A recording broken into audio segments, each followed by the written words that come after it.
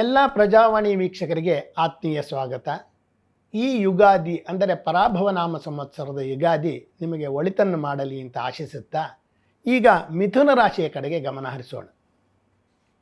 ಮಿಥುನ ರಾಶಿಯವರಿಗೆ ಆದಾಯ 8, ವ್ಯಯ 11, ಆರೋಗ್ಯ 6, ಅನಾರೋಗ್ಯ 6, ರಾಜಪೂಜೆ 0, ರಾಜಕೋಪ 5, ಸುಖ 6, ದುಃಖ 3.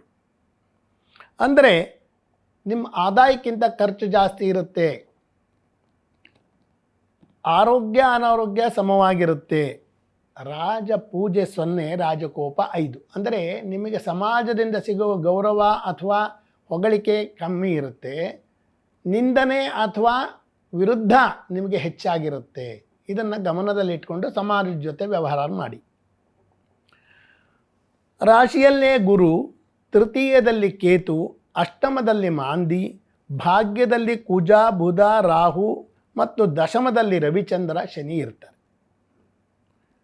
ಹೀಗಾಗಿ ಈ ರಾಶಿಗಳ ಗ್ರಹಗಳ ಮೇಲೆ ವಿಂಗಡಣೆ ಮಾಡ್ತಾ ಹೋಗೋಣ ಫಲವನ್ನು. ಈ ರಾಶಿಯಲ್ಲಿರುವವರಿಗೆ ಸ್ವಲ್ಪ ಪ್ರಗತಿ ಕಮ್ಮಿ ಇರುತ್ತೆ.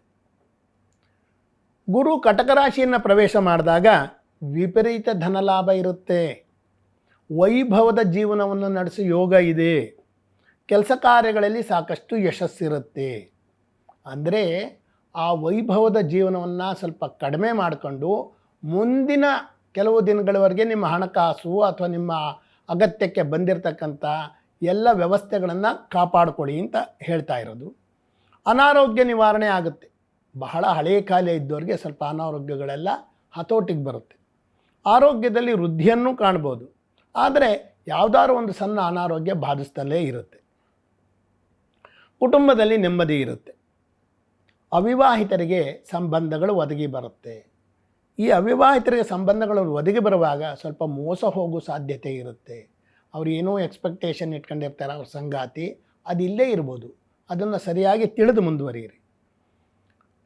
ಸೇವಕ ವರ್ಗದಿಂದ ಹೆಚ್ಚು ಅನುಕೂಲ ಮತ್ತು ಧನಪ್ರಾಪ್ತಿ ಇರುತ್ತೆ. ನಿಮ್ಮ ಕೈ ಕೆಳಗೆ ಕೆಲಸ ಮಾಡೋರು ನಿಮ್ಮ ಆದಾಯಕ್ಕೆ ಪೂರಕವಾಗಿ ದುಡಿತಾರೆ. ಸ್ಥಿರಾಸ್ತಿಯನ್ನು ಕೊಳ್ಳುವ ಯೋಗ ಇದೆ. ಹೊಸ ವಾಹನವನ್ನು ಕೊಂಡುಕೊಳ್ಳಬಹುದು.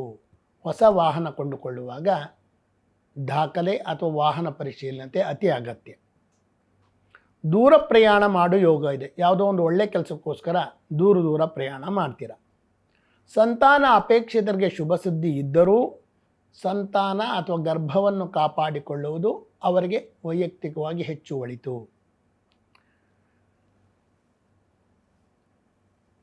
ಕಚೇರಿ, ಕೋರ್ಟು ಇದರಲ್ಲಿ ಸ್ವಲ್ಪ ಅನುಕೂಲ ಇದೆ, ಆದರೆ ನಿಮ್ಮ ಸತತ ಪ್ರಯತ್ನ ಬಹಳ ಮುಖ್ಯ.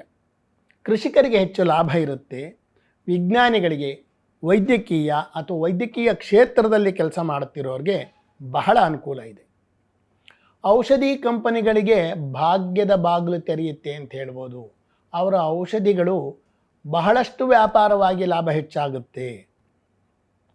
ಸರ್ಕಾರಿ ಅಧಿಕಾರಿಗಳಿಗೆ ಬಯಸಿದ ಜಾಗಕ್ಕೆ ವರ್ಗಾವಣೆ ದೊರೆತರೂ ಸಹ ಒತ್ತಡಗಳು ಹೆಚ್ಚಾಗುತ್ತೆ. ಕೀರ್ತಿ ಗೌರವಗಳು ಸಿಗಬಹುದು, ಆದರೆ ಹಳೆ ಜಾಗನೇ ಚೆನ್ನಾಗಿತ್ತೇನೋ ಅನ್ನೋ ಒಂದು ಮನೋಭಾವ ಬರುತ್ತೆ. ವ್ಯಾಪಾರ ವ್ಯವಹಾರಗಳಲ್ಲಿ ಅಭಿವೃದ್ಧಿಯನ್ನು ಕಾಣಬಹುದು. ಇನ್ನೂ ಹೆಚ್ಚಿನ ಒಳಿತಿಗಾಗಿ ನೀವು ಬುಧನ ಮಂತ್ರವನ್ನು ಜಪ ಮಾಡಿ, ಲಲಿತಾ ಅಷ್ಟೋತ್ತರ ಪಠನೆ ಮಾಡಿ, ಪೂರ್ವಾಭಿಮುಖವಾಗಿ ಕುಳಿತು ಗಣಪತಿ ಆರಾಧನೆ, ಗಣಪತಿ ಅಷ್ಟೋತ್ತರ ಮಾಡಿ, ಹುರುಳಿಕಾಳನ್ನು ಸ್ವಲ್ಪ ದಾನ ಕೊಡೋದು ಅತಿ ಮುಖ್ಯ. ಇಷ್ಟೆಲ್ಲ ಆದರೂ ಸಹ ನಿಮ್ಮ ಜನ್ಮ ಜಾತಕಗಳನ್ನು ಪರಿಶೀಲನೆ ಮಾಡಿಕೊಳ್ಳಿ. ಅದರಲ್ಲಿನ ದಶಾಭುಕ್ತಿಗಳು ನಿಮ್ಮ ಒಳಿತು ಕೆಡುಕುಗಳಿಗೆ ಹೆಚ್ಚು ಸಹಕಾರ ಕೊಡುತ್ತವೆ. ಹೀಗಾಗಿ ಈ ಮಿಥುನ ರಾಶಿಯವರಿಗೆ ಈ ಯುಗಾದಿ ಒಳ್ಳೇದು ಮಾಡಲಿ, ಪ್ರಜಾವಾಣಿ ವೀಕ್ಷಕರಿಗೆ ಒಳ್ಳೇದು ಮಾಡಲಿ ಅಂತ ಕೇಳ್ತಾ ಈ ಮಿಥುನ ರಾಶಿಯ ಭವಿಷ್ಯವನ್ನು ಇಲ್ಲಿಗೆ ಮುಗಿಸ್ತಾ ಇದ್ದೇನೆ.